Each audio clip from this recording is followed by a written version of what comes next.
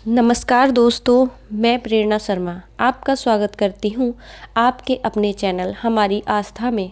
आज के वीडियो में हम बृहस्पतिवार के व्रत के कुछ महत्वपूर्ण नियमों के बारे में बात करने वाले हैं, जिन्हें यदि हम नहीं पालन करते हैं तो जो बृहस्पतिवार का व्रत हम कर रहे हैं उसका पूर्ण फल हमें नहीं प्राप्त होता है।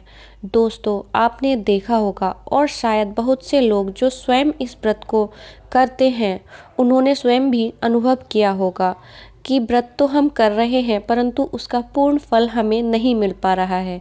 इसमें आपकी श्रद्धा में कोई कमी नहीं है, कमी सिर्फ इस व्रत के नियम के पालन में हो रही है। कहाँ हमसे गलती हो रही है कि हम इस महान व्रत का पूर्ण फल नहीं प्राप्त कर पा रहे हैं। आज के वीडियो में मैं आपसे उन महत्वपूर्ण नियमों के बारे में बात करूंगी जो इस व्रत में हमें पालन करने चाहिए। तो दोस्तों, आइए शुरू करते हैं आज का वीडियो। पर वीडियो को शुरू करने से पहले मैं आपसे एक आग्रह करना चाहूँगी, यदि आपने मेरे चैनल को सब्सक्राइब नहीं किया है तो कृपया सब्सक्राइब कर लें, और यदि आपने कर लिया है सब्सक्राइब तो आपको मेरा बहुत बहुत आभार। दोस्तों, सबसे पहली बात, जो हम व्रत करते हैं तो हमें भगवान विष्णु पर पूरी श्रद्धा और उन पर पूरा विश्वास होना चाहिए कि हम व्रत कर रहे हैं, उसका फल हमें भगवान विष्णु अवश्य देंगे। अब बात करते हैं दोस्तों व्रत के नियमों के बारे में। सबसे पहला नियम, व्रत का संकल्प। दोस्तों, जब हम व्रत रखना प्रारंभ करते हैं तो हम व्रत किसी को देखकर रखना प्रारंभ कर देते हैं और मन ही मन सोच लेते हैं कि मैं बृहस्पतिवार के व्रत रखूंगी।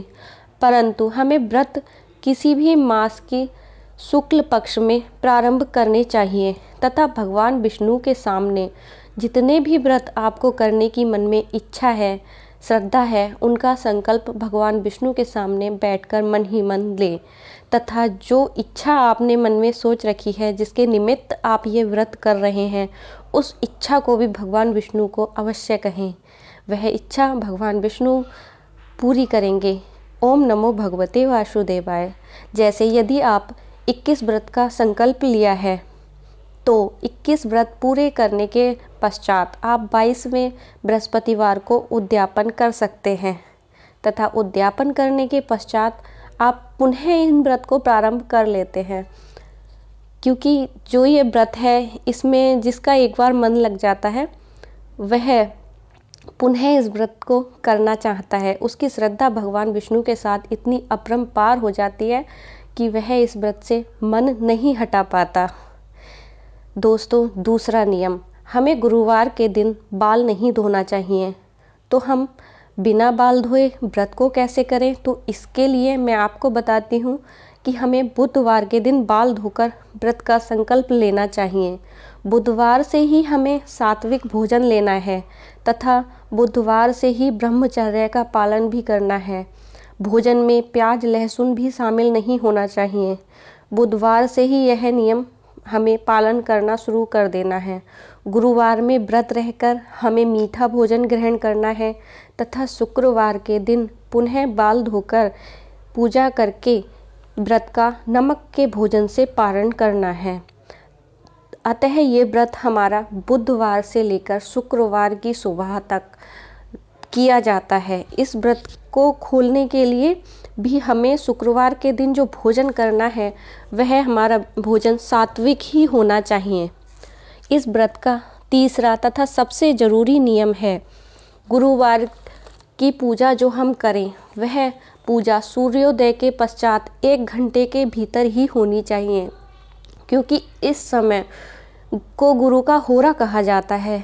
इस समय केले तथा धूप दीप नैवेद्य से जो केले की जड़ का पूजन किया जाता है तथा कथा सुने, पढ़ें तथा घर वालों को सुनाएं। इसके पश्चात केले की जड़ में पूजन करें भगवान विष्णु का। ये पूजा आपको करनी है सूर्योदय के 1 घंटे के भीतर। जैसे यदि आपके यहाँ सूर्योदय 6 बजे होता है तो आपको 7 बजे तक भगवान बृहस्पति देव की पूजा कर लेनी है तथा व्रत का प्रसाद बांटने के पश्चात आपको पूरे दिन ओम नमो भगवते वासुदेवाय मन में जपते रहना है। इसकी तो कोई सीमा ही नहीं है, यह आप पूरे दिन जप सकते हैं। इससे आप भगवान विष्णु का मंत्र है तथा भगवान विष्णु की पूजा करने से एक लाभ आपको ये भी हो जाता है कि भगवान विष्णु की प्रियतमा माता लक्ष्मी है। इससे हमारी माता लक्ष्मी भी प्रसन्न होती हैं तथा इस व्रत को धारण करने वाले मनुष्य को माता लक्ष्मी भी प्रसन्न होकर धन के भंडार खोल देती हैं। तो दोस्तों, आशा करती हूँ आपको ये जानकारी उचित लगी होगी तथा पसंद आई होगी। आप हमारी आस्था परिवार के चैनल को सब्सक्राइब करें और हमारे साथ जुड़ें, जिससे हमारे आगे आने वाले वीडियो की जानकारी आपको मिल सके। धन्यवाद। ओम नमो भगवते वासुदेवाय।